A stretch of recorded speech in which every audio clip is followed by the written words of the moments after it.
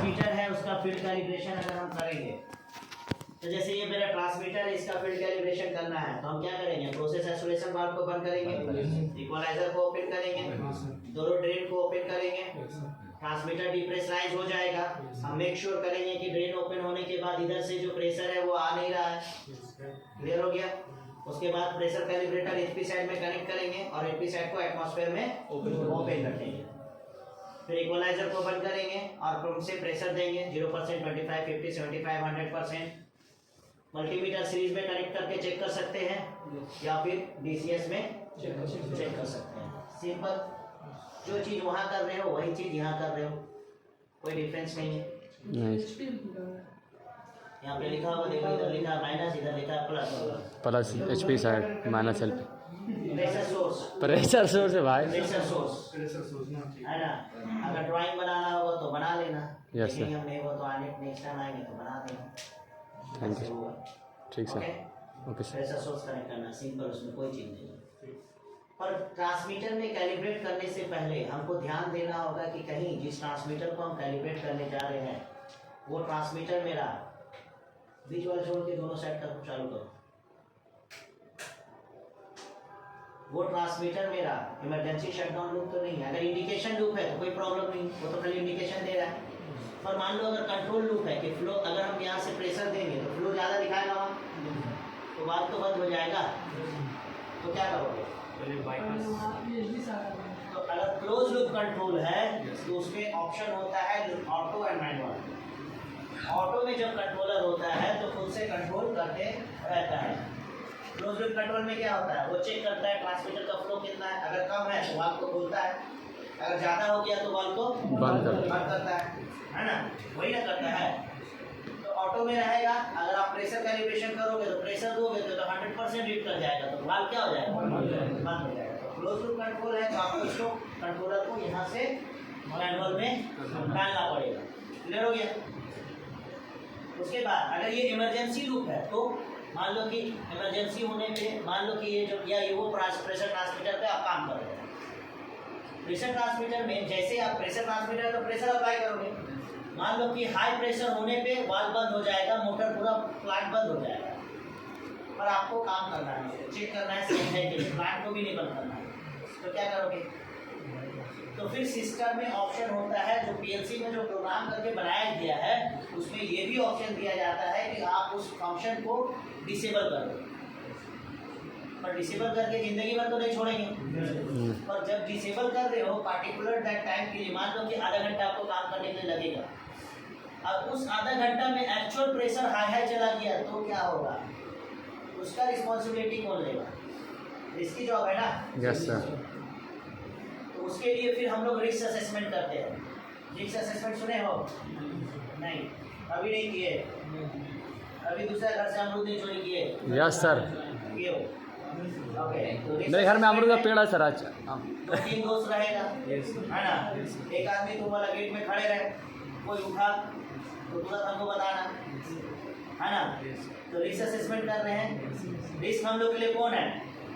Hazards कौन है वहाँ पे? ऑनर, है ना। रिस्क क्या है? आने का। तो आप कंट्रोल क्या डाल रहे हैं? आदमी खड़ा कर रहे हैं, कोई आए तो हमको बता दे। उसी तरह हम इसका रिस्क असेसमेंट करेंगे। हम बोलेंगे कि सपोज यहाँ पे एक प्रेशर गेज लगा हुआ, सपोज एग्जाम्पल साथ में, तो हम बोलेंगे कि एक प्रेशर गेज वहाँ पे लगा हुआ है, उससे हम जब इसको ओवरराइड करेंगे तो प्रेशर गेज से प्रेशर को मॉनिटर कर, क्योंकि जब आप इस पे काम करोगे तो इसको तो आइसोलेट कर दोगे, और जब ओवरराइड कर दोगे तो इसका फंक्शन भी खत्म हो जाएगा, है ना। फंक्शन ये नहीं करता, फंक्शन ये करता है, ये उसको बताता है। फंक्शन कौन करता है? पीएलसी करता है। पर ये बताता, पर ये बताएगा ही नहीं तो कहाँ से होगा? Yes sir. है ना। आप उसको मान लो हाई होने पे प्लांट बंद होना चाहिए, पर आप आइसोलेट करके उसको 0 कर दिए है, आराम से प्रेशर कैलिब्रेटर खोज रहे हो, फिटिंग लगा रहे हो, उतना देर में प्रेशर आगे ऊपर चला गया तो पाइप फट गया। बढ़ जाएगा। तो अब हम कंट्रोल कैसे करेंगे? तो हम बोलेंगे कि प्रेशर गेज उसी पाइपलाइन में या दूसरा ट्रांसमीटर लगा हुआ है एग्जाम में, तो हम बोलेंगे कि वो ट्रांसमीटर सही है और अच्छे से काम कर रहा है, और अगर उस ट्रांसमीटर का प्रेशर हाई के करीब जाता है तो हम खुद से पूरा प्लांट बंद कर देंगे। तो एक आदमी क्या करेगा? प्रेशर गेज को मॉनिटर करते रहेगा, जैसे वहाँ पे ऑनर को मॉनिटर कर रहा था। तो इससे क्या हो गया, आपका ऑटोमेटिक कंट्रोल से आप क्या हो गए, मैनुअल कंट्रोल में आ गए। पर रिस्क जो पहले हाई था, रिस्क को क्या किए, थोड़ा कम कर दिए, यस सर। है ना, थोड़ा सा लो हो गया, कम हो गया। तो इस तरह से काम होगा। तो खाली ओवरराइड डाल देना ऐसा नहीं है, रिस्क असेसमेंट करना होगा, रिस्क असेसमेंट अप्रूव होगा, तब जाके आपको परमिट।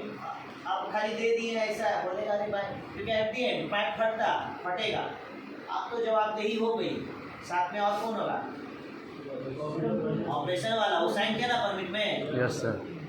वो भी होगा, इवन आपका सुपरवाइजर, सब होगा। बोलते हैं रिस्पॉन्सिबिलिटी एंड अकाउंटेबिलिटी। रिस्पॉन्सिबिलिटी, मेरा काम है, रिस्पॉन्सिबल है कैलिब्रेशन करना, पर मेरा सुपरवाइजर का काम है कि ये इंश्योर करना है कि जो आदमी को हम भेजे हैं वो स्किल्ड है और वो काम कर सकता है और सेफली काम कंप्लीट हो जाएगा। Yes sir. नहीं तो कुछ भी होता है तो खाली हम नहीं, सुपरवाइजर भी जाता है। समझ में आ गया? तो समझ में आया इमरजेंसी शटडाउन सिस्टम क्या है। तो परमिट अगर हम ऐसा लूप में करेंगे, अगर EHD लूप है तो कौन सा परमिट लगेगा आपको, रेड वाला, है ना, क्योंकि ये नॉर्मल एक्टिविटी है, ये क्रिटिकल है, क्रिटिकल है। एक क्लास जैसे अगर ये मेरा सोच लो, यहाँ पे पेट्रोल वगैरह है, यहाँ पे वेल्डिंग करना है, कटिंग करना है, पूरा प्लांट को आप धो भी दो फिर भी क्रिटिकल इसकी है, यस सर। है ना। इसी के लिए क्या बोला, हॉट वर्क, हार्ड वर्क, है ना। इसकी अब स्टील प्लांट में हॉट वर्क कोई मायने नहीं रखता, वहाँ तो पूरा लोहे आगे आ गया। Yes sir. ये कहाँ, chemical plant, oil plant, gas plant, है ना, flammable gas, flammable oil, flammable chemicals, समझ में आया? Yes sir. उसके बाद हम बोले mechanical isolation and electrical isolation. वो क्या होता है, मान लो कि ये वाल्व को हमको ओपन करना है, रिमूव करना है, सर तो ये पाइप में लिक्विड होगा। Yes sir. तो यहाँ पे तो मेरा लोकल डिज़ाइन है ना, वहाँ पे क्या करना है, हो सकता है कि इसके आगे में एक वाल्व लगा हो, या फिर इसके पीछे एक वाल्व लगा हुआ है, या वो इसलिए वाल्व है ना। अगर वो इसलिए वाल्व खुल गया तो टैंक का पूरा फ्लो इसमें आ जाएगा, यस सर। है ना। तो हम क्या करेंगे, या उसके बाद में कोई मैनुअल वाल्व लगा हुआ है, तो इस वाल्व को खोलने से पहले हमको मैनुअली आइसोलेट करना होगा इसका अप स्ट्रीम को और डाउन स्ट्रीम को। नहीं तो इधर का लिक्विड पाइप का पूरा बाहर, है ना। Yes sir. तो दोनों वाल्व को हम बंद करेंगे। तो हम बंद करेंगे तो हम बोलेंगे हम जा रहे बंद कर देंगे, बाद में हम भूल गए और पंप को स्टार्ट किया तो बढ़ जाएगा। तो हम क्या होगा, फॉर्म लिया जाएगा, फॉर्म में लिखा जाएगा कि आप, क्योंकि नॉर्मल कंडीशन में ये दोनों जो मैनुअल वाल्व है हैंडल वाला, वो क्या होना चाहिए, ओपन होना चाहिए, ओपन होना चाहिए। पर आप उसको क्लोज कर दे रहे हो, तो आपको लिखना होगा ना कौन कौन सा वाल्व क्लोज किए। Yes sir. नहीं तो पता चला भूल गए तो आप वाल्व लगा दिए, जाके बोले हाँ हो गया, पंप स्टार्ट करो, बढ़ जाएगा, हो गया। तो इसको बोलते हैं मैकेनिकल आइसोलेशन। कोई भी काम होगा उसके लिए क्या करेगा पता है, लॉकआउट एंड टैगआउट बोले थे आप लोग को चेक करने के लिए। इवेंट वाल्व को बंद करेगा, उसमें लॉक लगाएगा और उसके ऊपर में टैग लगाएगा। हाँ, टैग क्या होता है, कोई भी एक पेपर लगा कर लिख दिया, उसमें लिखेगा कौन सा परमिट नंबर के बेस पे ये बंद हुआ है, ताकि ऐसा नहीं खाली लॉक लगा दिए, कोई बोले अरे कौन लगा के भूल गया, खोलो इसको, तो टैग नंबर लगाएगा, ताकि क्यों लगा है हम परमिट जाके रिफर करें, क्या काम कंप्लीट हुआ है नहीं हुआ है तो रिफर करें। समझ में आ गया? उसके बाद तो ये हो गया मैकेनिकल आइसोलेशन। अब मोटर है, मान लीजिए आपने वाल्व बंद कर दिया है, कोई मोटर चालू कर दे। Yes sir. तो हम चाहते हैं कि मोटर को भी आइसोलेट कर दिया जाए। कैसे आइसोलेट होगा मोटर? इलेक्ट्रिकल आइसोलेशन करना होगा। Yes sir. तो उसके लिए हम इलेक्ट्रिकल आइसोलेशन का फॉर्म भरेंगे, वो फॉर्म इलेक्ट्रिकल वाला के पास जाएगा। इलेक्ट्रिकल वाला का ये बड़ा बड़ा ब्रेकर होता है, वो ब्रेकर को क्या करेगा, पूरा आइसोलेट करके लॉक मार देगा। इवन उस लॉक का की किसके पास होगा? नहीं सर, काम कर रहा है तो इलेक्ट्रिकल वाला दुश्मनी का तो किसके पास होगा? जो काम कर रहा है उसके पास में। यस। और एक तो ऑपरेटर के पास, एक इलेक्ट्रिकल वाले के पास भी होगा, एक ऑपरेटर जो काम कर रहा है उसके पास में होगा, परमिट होल्डर के पास में होगा। समझना आया? Yes sir. तो इलेक्ट्रिकल आइसोलेशन क्या है, मैकेनिकल आइसोलेशन क्या है, ओवरराइड क्या है, क्लियर हो गया। तो इसी के लिए इतना खतरा वाला काम है प्लांट में, कोई भी काम करने से पहले परमिट लेना जरूरी है। परमिट ऐसे ही नहीं मिल जाएगा, जाके दांत दिखा दिए सर परमिट चाहिए, दे दिया। पहले तो परमिट का आपको होल्डर बनना होगा, परमिट अप्लीकेंट बनना होगा, उसके लिए इंटरव्यू देना होगा, आपसे क्वेश्चन करेगा डिफरेंट टाइप्स ऑफ। जब आप क्वालिफाई कर जाओगे तो आपको ऑथराइजेशन मिलेगा, एक कार्ड मिलेगा परमिट होल्डर, फिर जाके आप परमिट को होल्ड कर सकते हो। परमिट अप्लीकेंट के लिए अलग मिल बनेगा, नया, इतना सारा कुछ होता है, तब जाके ये चलता है। तो अब ओवरहेड सिस्टम क्यों बनाया प्लांट में? सोच लो, दो तरह का मेंटेनेंस होता है। टाइप्स ऑफ मेंटेनेंस लिख लो, टाइप्स ऑफ मेंटेनेंस, जल्दी जल्दी लिखो। हम लोग पूरा वही स्कूल में पढ़े हैं, लिखो जल्दी। क्या हुआ? अच्छा पेन खा लिया है, जल्दी जल्दी लिखो ना, कॉपी भी नहीं लेकर आया है। टाइप्स ऑफ मेंटेनेंस, नंबर 1 में प्रिवेंटिव, पीएम करके लिखो, पीएम प्रिवेंटिव मेंटेनेंस। नंबर 1 में PM preventive maintenance.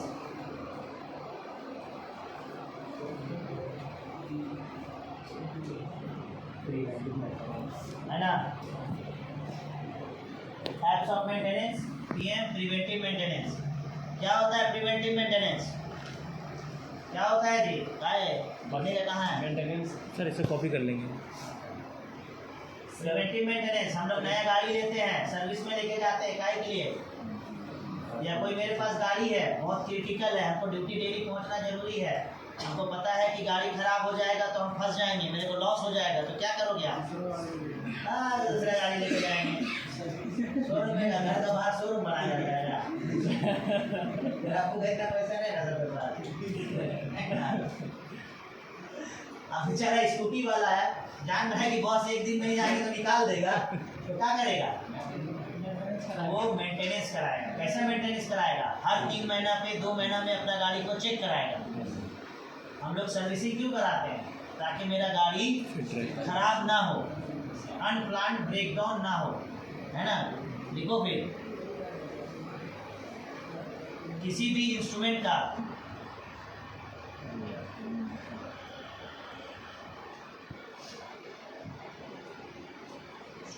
Preventive maintenance, या पीएम शॉर्ट में लिखो ना, किसी भी इंस्ट्रूमेंट का पीएम हर 1 साल पर किया जाता है।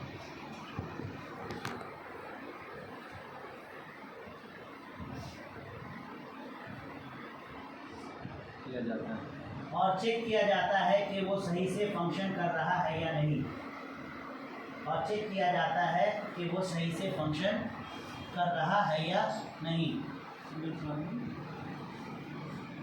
और चेक किया जाता है कि वो सही से फंक्शन कर रहा है या नहीं, ताकि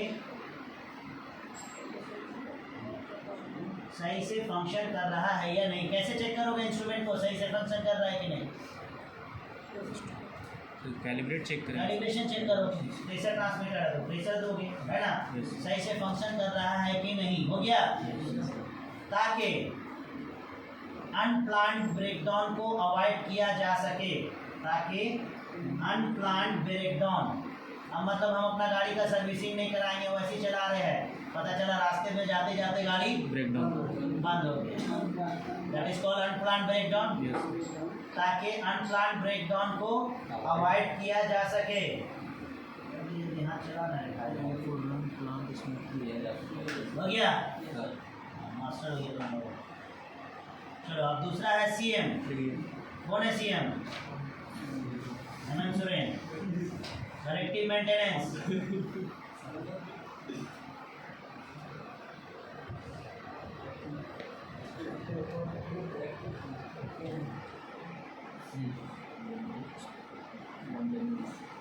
भैया करेक्टिव मेंटेनेंस,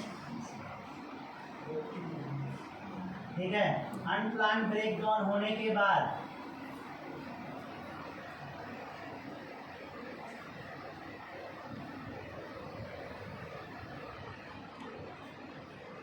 अनप्लान्ड ब्रेकडाउन होने के बाद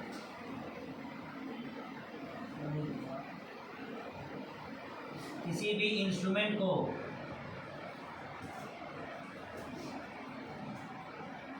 या इक्विपमेंट को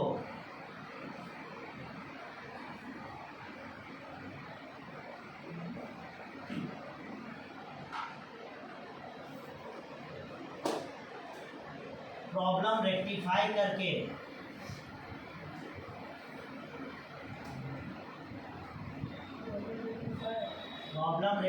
करके फिर से सर्विस में लाने को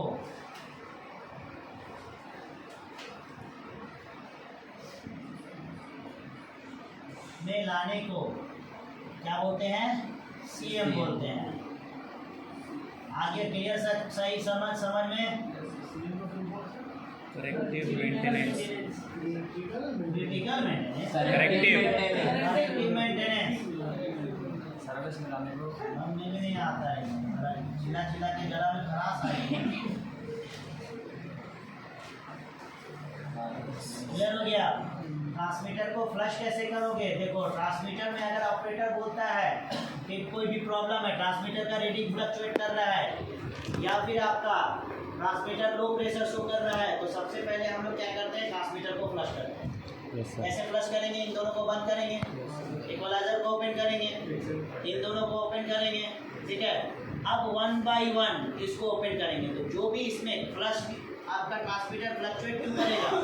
अगर लिक्विड सर्विस है और इक्वल्स ट्यूब में गैस या एयर ट्रैप हो गया है तो फ्लक्चुएट करेगा, या लाइन मेरा चोक हो रहा है तो कम रीडिंग देगा या फ्लक्चुएट करेगा। गैस सर्विस है, उसमें कंडेंसेट जमा हो गया है, लिक्विड जमा हो गया तो भी फ्लक्चुएट करेगा। तो सबसे पहला ट्रबल शूटिंग, जीरो चेक करना, दूसरा फ्लश करना। तो ये वाल्व को खोलेंगे तो जो भी लिक्विड है प्रेशर में है बाहर आएगा, एक दफ़ा उसको एक दफ़ा इसको। हमको समझ में आया, मान लिया कि लाइन का प्रेशर 10 बार है तो हमको पता अब एकदम हल्का हल्का आ रहा, मतलब चोक है। 10 बार है तो आना चाहिए ना प्रेशर से, तो देखना होगा आप लोग को। ले लो गया सब थक गया। कहा बाबू नेताजी, कहा हुआ? मुँह सूख गया है, हमारा मुँह इतना सूख रहा है नहीं ना, चुप रहा हो, सुन के थक गया। अच्छा चलो, फिर उसको हो जाने के बाद इसको फ्लश करेंगे, देखेंगे कि मेरा ट्यूब क्लियर है कि नहीं। बहुत इंपॉर्टेंट होता है इम्पल्स ट्यूब सिस्टम में फ्लश करना। टीवी ट्रैप का ट्रांसमीटर है, प्रेशर ट्रांसमीटर है, कोई भी प्रॉब्लम हो रहा है, सबसे पहला स्टेप फ्लश हो। पर हाई H2S इन्वॉल्वमेंट है, यहाँ पे मान लो लिक्विड में हाई H2S है, कैसे करोगे? तो ध्यान देना है, ऐसा नहीं कि फ्लश करके यहाँ पे नाक लगा देना है। स्टीम लाइन है, केयरफुल होना है, पूरा स्टीम आएगा बाहर, पूरा हाथ जल सकता है, समझा गया? तो हो सकता है कि आपका यहाँ पर से एक ट्यूब लगा हुआ होगा। अगर हाई H2S इन्वॉल्वमेंट है तो यहाँ पर से ड्रेन ट्यूब लगा होगा दोनों साइड से, वो एटमॉस्फेयर में रिलीज नहीं कर सकते हैं। नहीं। वो ड्रेन ट्यूब जाएगा, एक ड्रेन सिस्टम होता है, क्लोज ड्रेन सिस्टम, जिस लाइन का प्रेशर 0 होता है, तो आप खोलोगे तो उस लाइन में चला जाएगा, ये उसको एटमॉस्फेयर में रिलीज नहीं करेंगे, समझना गया? इवन कोई केमिकल भी है, मान लो H2S नहीं है तो उसको भी हम लोग एटमॉस्फेयर में रिलीज नहीं करते हैं, क्योंकि उससे क्या होता है, मेरा ज़मीन कॉन्टामिनेटेड होता है। उसको डब्बा में फ्लश करेंगे और ले जाके सेफ लोकेशन में उसको डिस्पोज करेंगे। क्लियर हो गया? आपको सब फॉलो करना पड़ेगा, ठीक है? तो ये हो गया आपका फ्लशिंग का तरीका। कभी कभी ऐसा भी होगा, हम जो नहीं लिखा है, मान लो कि बोला कि मेरा लाइन का बहुत फ्लक्चुएट कर रहा है, सपोज ये वाल्व लगा हुआ है, ये कंट्रोलर में गया है, आप चेक किए ट्रांसमीटर मेरा सही है, कैलिब्रेशन सही है, रीडिंग सही है। सबसे पहले हम लोग क्या करते हैं, कंट्रोलर को मैनुअल में डालेंगे। अगर मेरा लाइन में फ्लक्चुएशन नहीं है, वाल्व एक सर्टेन पोजीशन में रुक जाएगा, तो क्या होगा, मेरा जो फ्लक्चुएशन है वो रुक जाएगा, ठीक है? मैं तो ये बात में दिखाना एक बार और समझाने का, चलो बहुत टाइम हो गया, सब चुप रहा है।